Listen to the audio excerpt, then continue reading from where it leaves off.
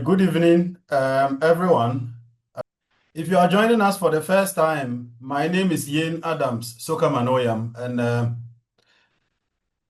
basically, I want to teach you how to work because no one else is doing it in our society. I've taken it upon myself to raise very productive young people for our country. And I'm starting with interns and national service personnel because you are the future of this country. All right. Last week, we tackled punctuality. And if watched that video, you would have realized that what we are asking you to do is quite difficult, right?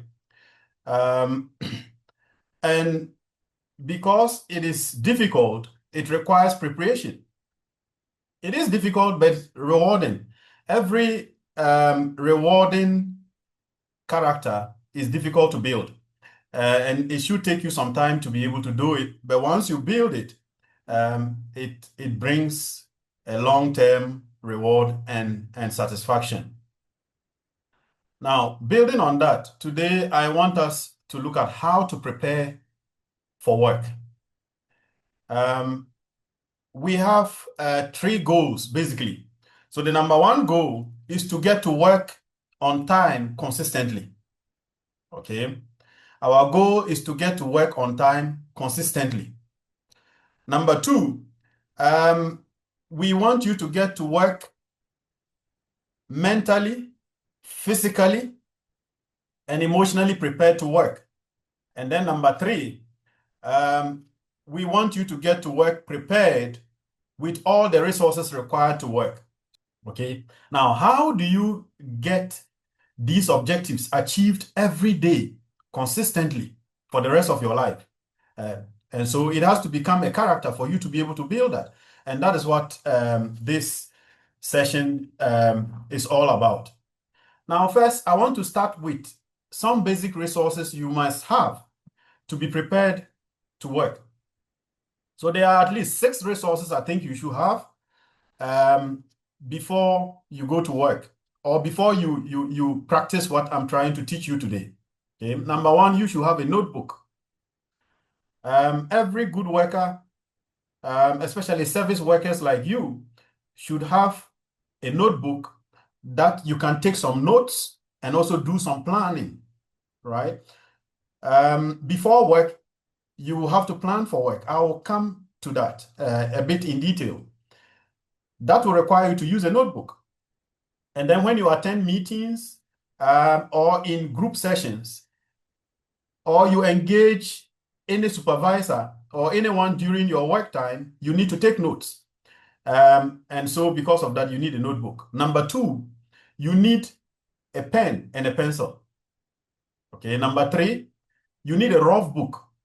So the notebook is different from a rough book. A rough book is where you do your brainstorming, right? So sometimes you are given a task and you need to come up with ideas, and you just need a rough sheet of paper to write your ideas on and try to connect them into something meaningful that you can start with.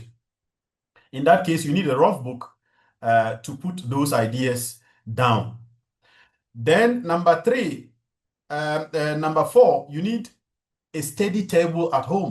Then the final thing you need is a bed where you can sleep. That can be a mattress on the floor, is fine. It can be a mat on the floor, it's okay. It can be a comfortable bed, it's still fine. You need to start from somewhere, but at least you need these things to prepare for work and achieve the 3 goals that I mentioned earlier consistently every day. Now, I'm going to start with time, okay? I think the mindset of us in the global South when it comes to time is quite very poor, and we have to admit that. Okay, we don't have high regards for time, and it's just because our society is built that way, and it has taught us to believe that, which is not really good. Okay, so I'm starting with that. You know, you've heard many people say that time is money, and to a large extent, they are right. But actually, time is more than money. Okay. This is the reason why time is more precious than money. The first reason is that with money, regardless of how rich you are, you can't buy one more minute to add to your 24 hours. The rich, the poor, regardless of where you live, black, white, it doesn't matter. You have only 24 hours a day. So time is fixed, right? That is the first reason. The second reason is that time is finite. And so you have to treat that with a lot of care because you don't know when it will finish, right? So because of this, time has to be spent intentionally. In fact, if there's one thing you will learn from me today, it has to be that you have to be intentional about how you spend time. Time is not something that is spent by accident. Let's say I'm just sitting here, I don't know what I'm doing with my time, and then 10 minutes is gone, 20 minutes is gone, 50 minutes is gone. That is not good. Okay? It has to be that I have decided I want to rest for the next 3 hours. And so I'm sitting here idle, but at least I plan to spend this time doing that. Time has to be spent intentional. There's only one way of spending time, and it is intentional. There's no accidental way of spending time, and you shouldn't allow time to slip by accidentally. If you do that, you're not living, right? Then I'm now coming back to speak on how time is best spent if you want to prepare for work. Now, how do you spend your time? How do you apportion your time to be able to spend it very well so that you can be well prepared for work? Time is best spent when you split it in blocks. Okay? And there are about 3 basic aspects of human life that require the spending of time. And so because of that, you can have 3 main blocks that you can split your time into. Okay? So I'm going to look at just 3. One is work. So you need to block time for work. Number 2, rest. You need to block time for rest. Number 3, you need to block time to prepare for work. I'm going to go through each one of them. But first, let's look at this. You have 24 hours and you have 3 areas of your life that you want to share these 24 hours on so that you can cover all these 3 areas. The ideal is to split it into 8, 8, 8. So you have 8 hours of work, 8 hours of rest, and 8 hours to prepare yourself for work. The challenge is that we work from mostly 8 a.m. to 5 p.m., which is already 9 hours. So because of that, the 8, 8, 8 won't work for most of us. So the best option for young people in your age group should be 9, 6, 9. 9 hours for work, 6 hours for rest or sleep, and then 9 hours for preparing for work. And I'll come to the details. Okay, so let's start with the work. The time that you block for work. Basically, it runs from 8 a.m. to 5 p.m. Okay, we are not going to say anything about that today. We are just blocking the time. So you need to get to work, to start work by 8 a.m. and actually stay at work diligently up to 5 p.m. Then you are done with the first block. Now let's come to rest. That is block 2. Block 2, I said that you need 6 hours. Okay, the 6 hours, the ideal time to go to bed is between 9 and 10 p.m. I would choose 9 p.m.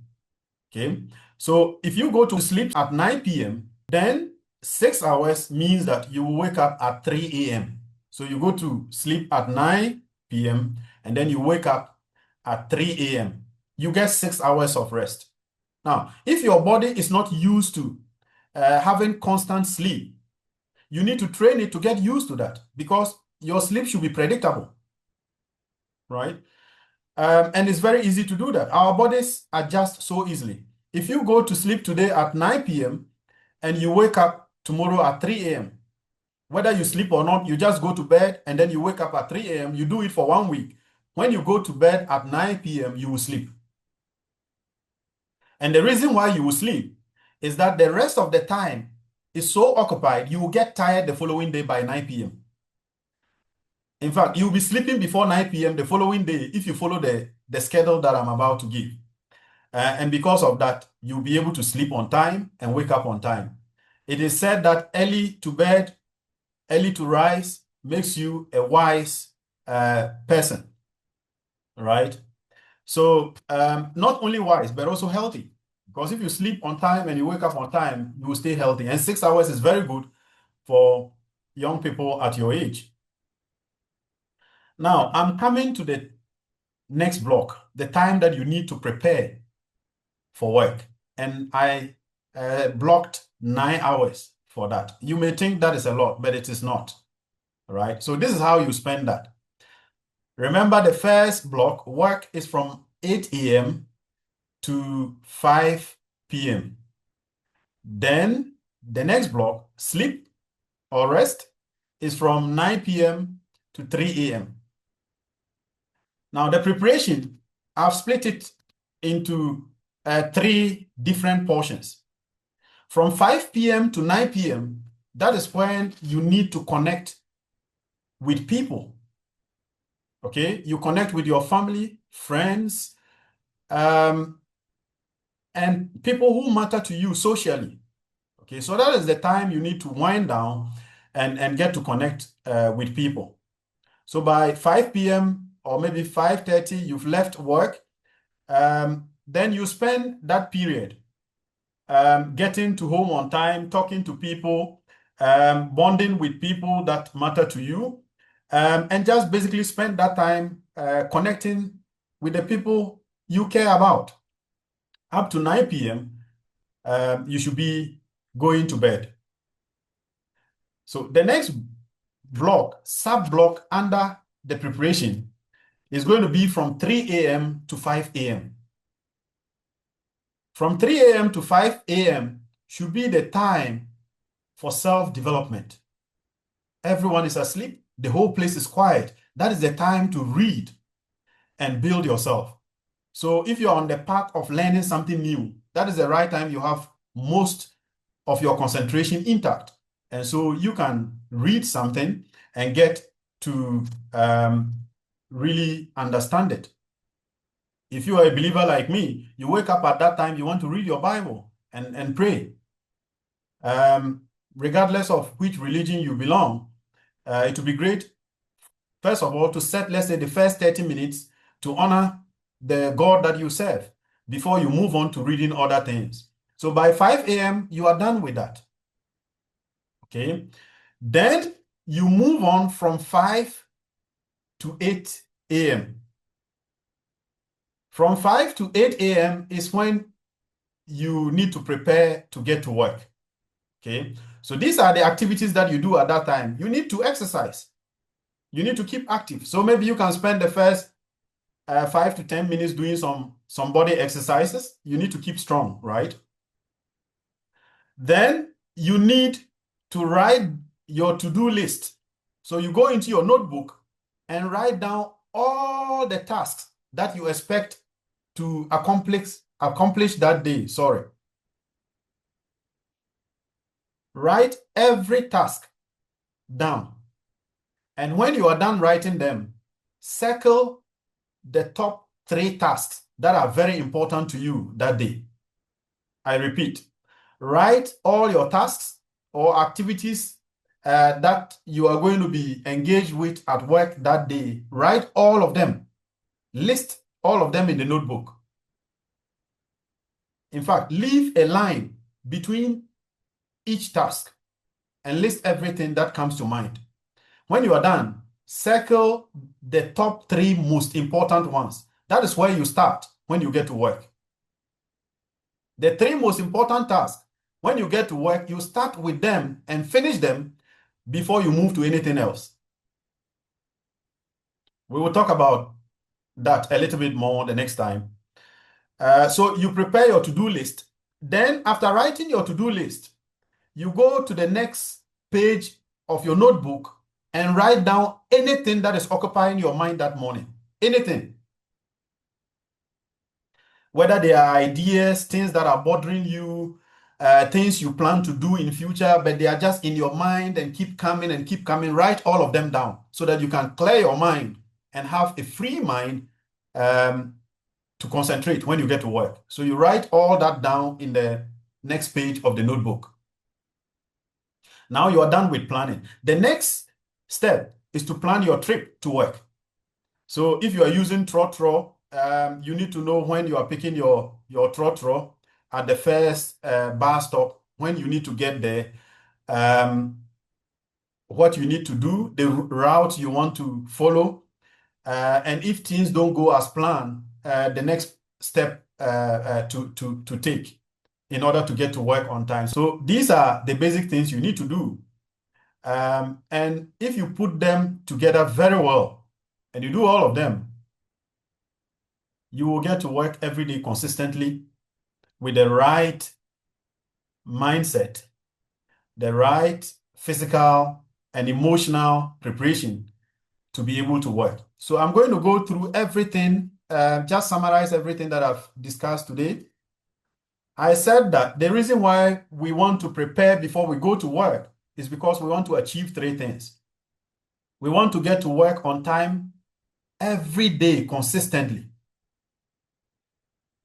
Secondly, we want to get to work physically, mentally, and emotionally prepared to work. And then finally, we want to get to work with all the resources that we need to work. We don't want to forget anything at home and then get stranded at work. Then I said that we need some resources. We need a notebook, we need pen, we need a desk, we need a bed to rest. Then I came to time and I said that time is more precious than money. And so we should spend time intentionally. Time is finite. We don't know how long we will live. And so each day should be spent very intentional, right? And then I said that we need to block our time into three groups, 3 blocks. And each block should have enough time to serve us. The proposed time that I am recommending is 9-6-9. You have 9 hours for work, 6 hours for rest, and then 9 hours for preparation. Work starts from 8 a.m. and ends at 5 p.m. From 5 p.m. to 9 p.m., I recommend that you use that time to bond with your family and friends and the people who matter to you.